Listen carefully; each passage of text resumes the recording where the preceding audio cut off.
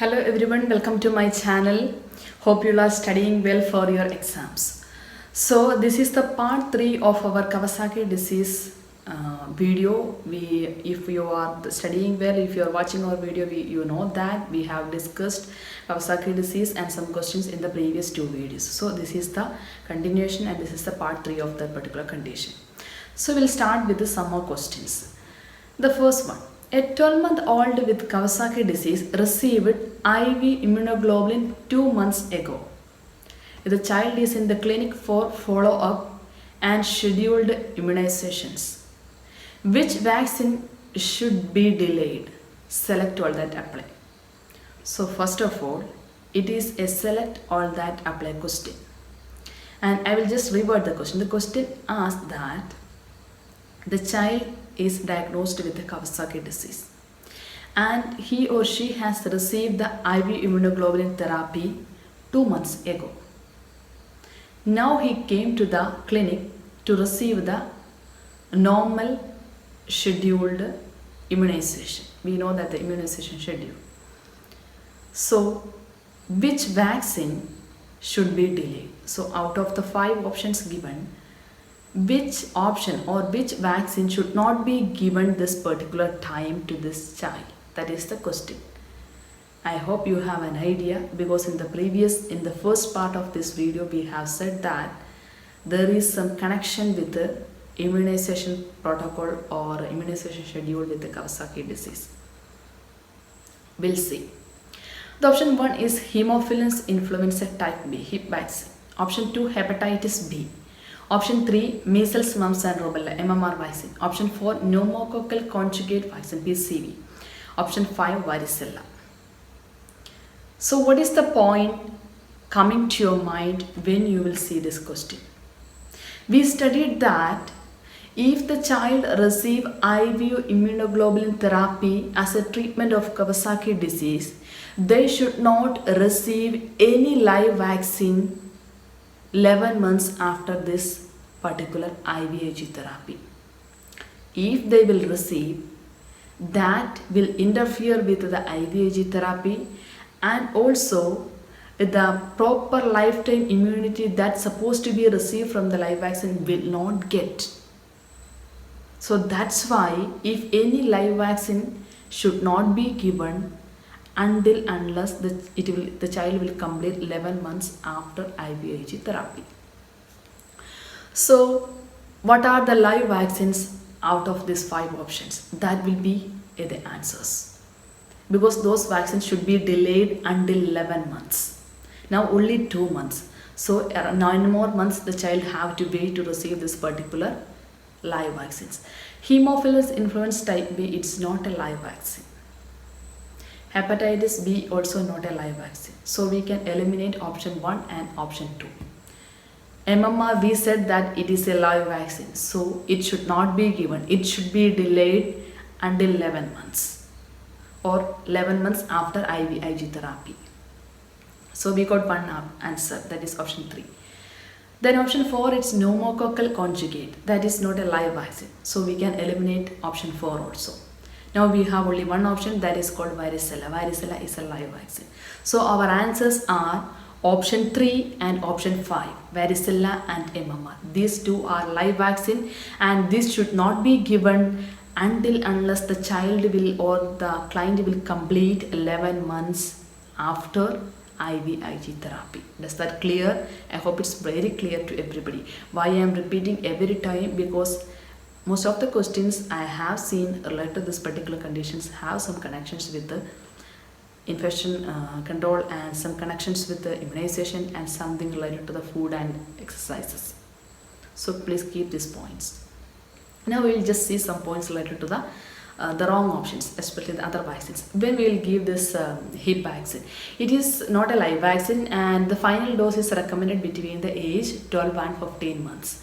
So according to the CDC, Centers of Disease Control and Prevention, according to the CDC website, you will see in the CDC website, you can see the updated immunization schedule. So the last dose or the final dose will be given between the age of 12 and 15 months. Then the another vaccine that we saw is hepatitis B. That is also not a live vaccine, and as per the CDC's recommendation, the final dose or the third dose should be administered between the age of 6 and 18 months. Then the option for another one was PCV, that is pneumococcal conjugate vaccine. That is also not live vaccine. This should be the final or the fourth dose. The fourth dose will be the final dose that will be recommended to give the age between 12 to 15 months based on the recommendations or the immunization schedule. So these are the points related to this particular question and the condition. Now we will see one more question.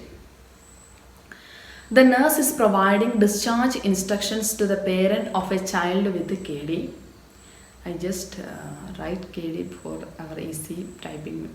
Then the nurse informs the parent that the presence of which symptom should be immediately reported to the healthcare provider. So here the question they ask, if the child is already diagnosed with the KD and he is discharged, now he is in the home.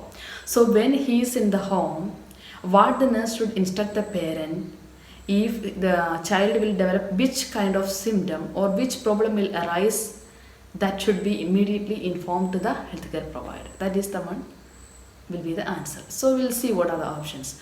Option 1 fever, option 2 irritability, option 3 knee pain, option 4 skin peeling. So out of this option, what could be the answer? We already discussed this point. So our answer is, I will say fever, because we said that soon after the discharge, when the child will go home, the parent should be instructed to check the temperature 6 hours for 48 hours from the last fever, and temperature should be checked every single day on a daily basis. So if any time the child develops a fever, which means that there will be a recurrent episode of Kawasaki disease, and that is the acute phase. So what is the intervention? The child should be immediately reached to the hospital and should receive the next dose or the further treatment with the IV immunoglobulin therapy. And the irritability, we know that irritability also there in acute phase. Knee pain, we said that arthritis and joint pain. Then skin peeling, when we come to the subacute phase, skin peeling is there. But compared to all the symptoms, here they ask the question, there is a keyword. If the nurse informs the parents of the presence of which symptoms should be immediately reported to the healthcare provider. All symptoms are there. These all symptoms we know that the child have. But out of the 4 the symptoms, which should give more priority or which should be immediately informed or which should shows that the client is developing as recurrent episode of Kawasaki disease. That's why we will take the answer option 1 fever. Then just for your knowledge, we'll see the option 2 irritability. We said that it is the hallmark finding of child with the Kawasaki disease. And the temporary joint pain and other manifestations also there, and for that the child will provide a warm bath, shower bath, then provide some cold compress and provide with some proper fitting dress, everything. Then the skin peeling also, it is an expected finding with the Kawasaki disease. So does that clear? So we'll see one more question. This will be the last question in this particular series related to the Kawasaki disease. Okay. The nurse is planning care for a child being admitted with the Kawasaki disease and should give priority to which nursing intervention? Option 1, apply cool compress to the skin of the hands and feet.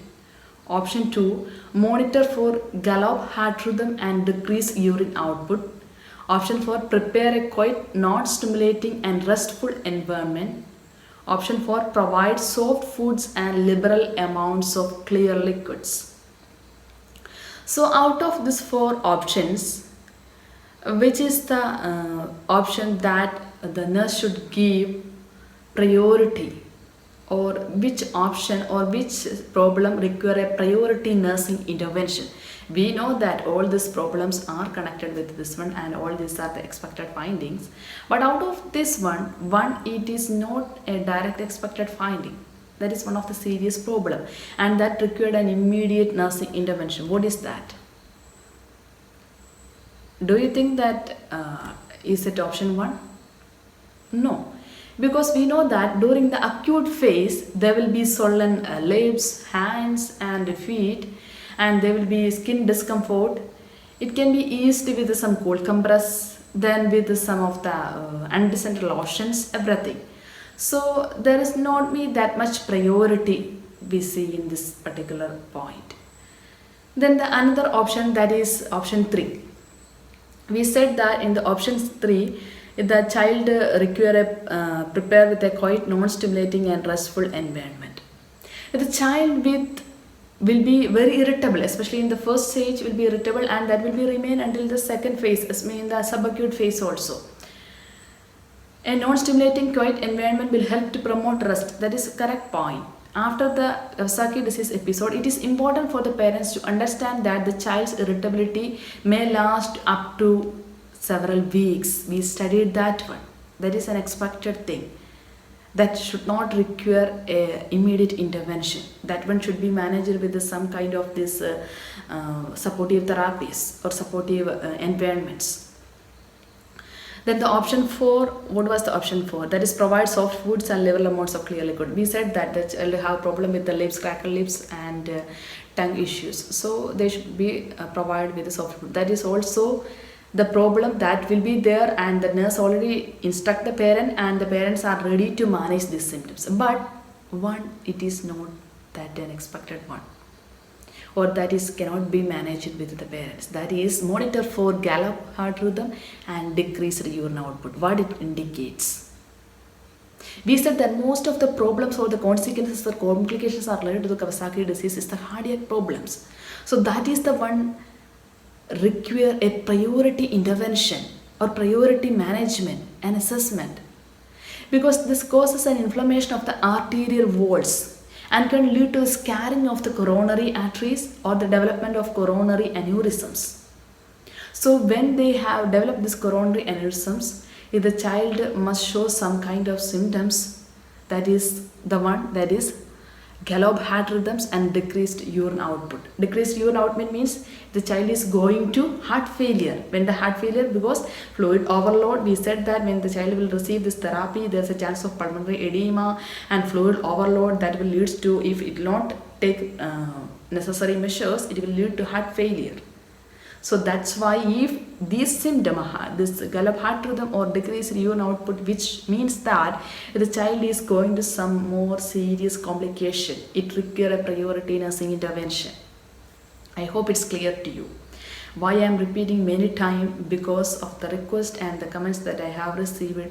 Students require more explanations. Even for the explanation that we are discussing on the wrong answers also will be helpful to answer in some other question scenarios. That's why I am specially designing some points for each and every question options or answer options. I hope it's clear to everybody. Please study well, and I wish you all the best for everyone exams. Do well. Bye bye.